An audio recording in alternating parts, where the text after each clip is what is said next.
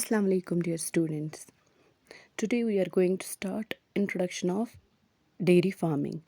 तो सबसे पहले मैं आपको बताऊंगी कि डेयरी फार्मिंग क्या है और डेयरी फार्मिंग और इंडिया में इसका इम्पोर्टेंस और जो इंडिया में लिविंग पॉपुलेशन है वो कितनी इस पे डिपेंड है। तो सबसे पहले जो डेयरी फार्मिंग है ये एक इम्पॉर्टेंट एस्पेक्ट है एग्रीकल्चर का। और जो इंडिया है जैसे कि हम लोगों को पता है कि ये एक एग्रारियन कंट्री है, मतलब ये एग्रीकल्चर पे डिपेंड है। तो इसकी जो इकोनॉमी है वो डिपेंड होती है 70% जो इसकी पॉपुलेशन है इंडिया की वो विलेजेस में जो रहती है, तो वो सारी डिपेंड है एग्रीकल्चर पे। वो एग्रीकल्चर से अपना रोज़गार कमा के इनकम जनरेट करते हैं and they live their lives. जो अब इसमें एक लाइव स्टॉक जो है वो बहुत इम्पोर्टेंट सेक्टर है डेयरी फार्मिंग का। लाइव स्टॉक जो प्रोवाइड करता है high quality foods such as milk, cheese, butter, ghee. तो these are the products of livestock. तो ये हमें लाइव स्टॉक से मिलते हैं। तो इंडिया जो है वो top producers of milk in the world है और ये लार्जेस्ट कंज्यूमर भी मिल्क का है और milk products in the world. तो what is now India's position. India जो है, अब आप ये याद रखो कि इंडिया एक टॉप प्रोड्यूसर है मिल्क प्रोडक्ट्स का, मिल्क का। तो मिल्क जो है वो इंडिया में सबसे ज़्यादा निकलता है और with this it is also largest consumer of milk. ये लार्जेस्ट कंज्यूम भी मिल्क बहुत ज़्यादा करता है और milk products in the world. Due to the due to the shortfall in supply, we have no to import significant amounts of milk to meet internal demands. तो इसका जो मतलब एक तो लार्जेस्ट प्रोड्यूसर है, लार्जेस्ट कंज्यूमर भी है अब वर्ल्ड में। तो इसकी जो मतलब इसका हमें शॉर्टफॉल भी आता है। तो इसकी वजह से जो इंपोर्ट करना पड़ता है significant amounts of milk products, ताकि इंटरनल डिमांड्स जो है वो मीट हो सके। Agriculture and animal husbandry have a symbiotic relationship. Now, what is agriculture and what is animal husbandry? Animal husbandry is the part of agriculture और जो इनका जो आपस में जो relationship है that is symbiotic. Symbiotic means कि one benefits another, in which the agricultural sector provides feed and fodder for the livestock. Now I will tell you how. तो अब मैं आपको बताऊंगी कैसे ये सिम्बायोटिक रिलेशनशिप वो रिलेशनशिप होता है जिसमें दोनों को फ़ायदा होगा, नुकसान किसी को नहीं होता है। आप यहाँ पे ऐसे समझ सकते हो कि जो एग्रीकल्चर सेक्टर है वो प्रोवाइड करता है feed and fodder for the live stock. वो फीड और फोडर लाइव स्टॉक को देता है। लाइक कल्टीवेशन हम करते हैं मेज़ की, तो जो फिर मेज़ में मतलब हम फिर खिलाते हैं वही एनिमल्स को, वो उनका फीड बन जाता है। या कहीं पे हम घास उगाते हैं या हमारे जो मतलब पैडी फील्ड्स होते हैं, जो फिर हम स्ट्रॉ लास्ट पे हमारा जो हार्वेस्ट करके हमारा जो स्ट्रॉ बचता है, तो that is the feed for live stock. तो इसकी वजह से क्या होता है, जो एनिमल्स होते हैं वो प्रोवाइड करते हैं milk, manure, draught power for various agricultural operations. तो यहाँ से फिर इनको एनिमल्स से भी बेनिफिट होता है। लाइक एनिमल्स मैन्योर प्रोवाइड करते हैं जो फिर हम एग्रीकल्चरल फील्ड्स में यूज़ करते हैं। या ड्रॉट पावर मतलब हम बुल्स को यूज़ करते हैं for ploughing extra, that is for agricultural operations. Dairy sector is instrumental in bringing socio-economic transformation in India. तो अब जो डेयरी सेक्टर है वो एक इंस्ट्रूमेंट बन गया है, ताकि इसने ये एक इंस्ट्रूमेंट बन गया है। इसने सोशो इकोनॉमिक ट्रांसफॉर्मेशन इंडिया में की है, एक इकोनॉमी इसने क्रिएट की इंडिया में, एक जनरेट की है इंडिया में। It has created a lot of employment opportunities. अब इसने क्या किया है, जहाँ पे आप देखो कहीं पे डेयरी फार्म किसी ने इस्टेब्लिश किया तो वहाँ पे एम्प्लॉयमेंट जनरेट हो गया सीधे।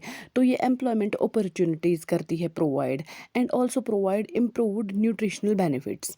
तो animal husbandry is a major subsector of agricultural sector and contributes about 28.6% to the agricultural value output। जो एनुअल रिपोर्ट के हिसाब से देखा गया, जो 2017-18 में देखा गया by department of animal husbandry, dairying and fisheries, government of India. तो इसने क्या देखा, इसने देखा कि जो एनिमल हस्बेंड्री है वो एक सब सेक्टर ऑफ एग्रीकल्चरल सेक्टर बन गया, ये एक सब सेक्टर बन गया एंड ये कंट्रीब्यूट करता है 28.6% to the agricultural value output, the growth rate of 6.27। Now our first session this was introduction to dairy farming. अब हमारा फर्स्ट सेशन स्टार्ट होता है।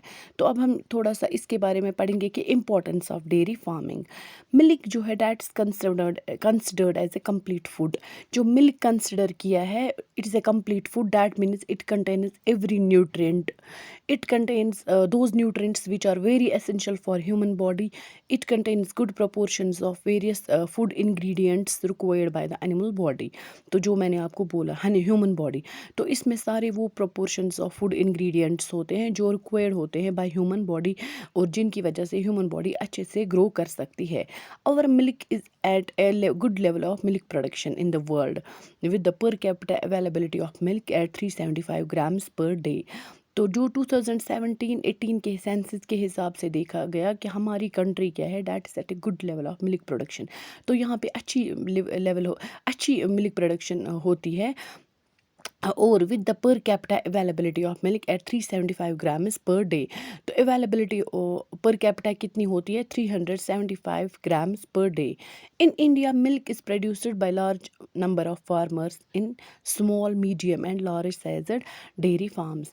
अब क्या होता है कि इंडिया में क्या है, इंडिया में मिल्क जो है वो प्रोड्यूस होता है bye large number of farmers in small इसमें भी dairy small size dairy farms में भी, मीडियम साइज डेयरी फार्म्स में भी और लार्ज साइज डेयरी फार्म्स में भी मिल्क प्रोड्यूस होता है.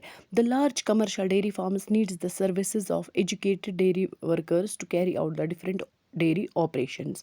तो अब क्या है, जो लार्ज कमर्शियल डेयरी फार्म्स है वो उनमें एक सर्विस मतलब उनमें एजुकेटेड डेयरी वर्कर्स होने चाहिए ताकि उनमें जो डेयरी ऑपरेशंस होते हैं साइंटिफिक बेसिस पे होते हैं तो वो अच्छे से कैरी हो सके. Buffaloes provide almost half of the total milk produced in the country. तो buffaloes जो होते हैं वो they also contribute to the half of the total milk produced in the country. Now we will see country wise milk production. Uttar Pradesh क्या है, उत्तर प्रदेश एक largest milk producer in India है followed by Rajasthan. The per capita availability of milk is highest in Punjab में सबसे ज़्यादा per capita है followed bye Haryana. तो पंजाब में आप याद रखेंगे 1075 ग्राम्स है और हरियाणा में 930. ना उत्तर प्रदेश जो है वो largest producer of milk India में है फॉलोड बाय राजस्थान. मगर जो पर कैपिटा अवेलेबिलिटी जो ऑफ मतलब मिल्क के हिसाब से हम देखेंगे तब पंजाब में सबसे ज़्यादा है, उसके बाद हरियाणा में. तो ये चीज़ें आप याद रखोगे. These are four objective. These will be asked in your objectives.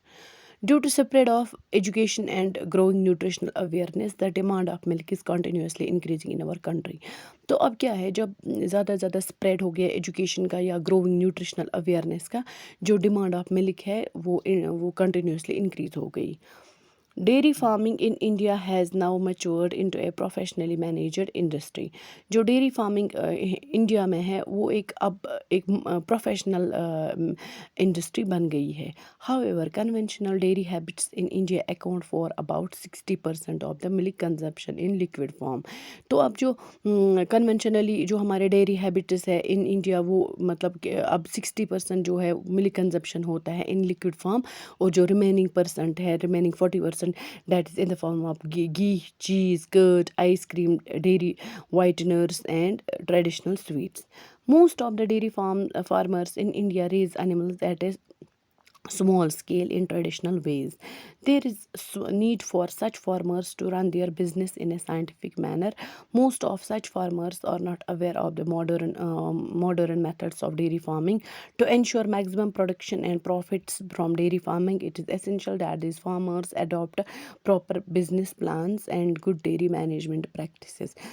तो अब क्या है, अब एक अच्छा जब प्रोडक्शन मतलब हम मैक्सिमम प्रोडक्शन देखेंगे कैसे होगा या प्रॉफिट होगा फ्रॉम डेयरी फार्मिंग, तो ये एक एसेंशियल पार्ट बन गया है कि हमें मतलब प्रॉपर बिजनेस प्लान्स जो फार्मर्स होते हैं जिनके पास डेयरी फार्म्स होते हैं उनको एक प्रॉपर बिजनेस प्लान्स बनाने चाहिए और गुड डेयरी मैनेजमेंट प्रैक्टिसेस. तो वहाँ पे जो ऑपरेशंस होते हैं वो साइंटिफिक बेसिस पे होने चाहिए. वहाँ पे जो डेयरी वर्कर्स होंगे वो एजुकेटेड होने चाहिए. They should know how to tackle every problem, they should know how to deal with every operation there. तो उसमें आते हैं good dairy management practices. Now these are some of the MCQs. You can look at them. आप यहाँ देख सकते हो कि which state produces maximum quantity of milk in India. Like मैंने आपको बोला कि Uttar Pradesh is the country which produces maximum quantity of milk in India. Second question is which of the following states has the highest per capita milk availability. तो per capita milk availability है सबसे ज़्यादा पंजाब में, उसके बाद है हरियाणा में. पंजाब में है 1075 समथिंग लाइक दिस. हाँ, तो उसके बाद है हरियाणा में. Which of the following states has the highest per capita milk availability. तो मैंने आपको ये बोला Punjab. The contribution of buffalo milk to the total milk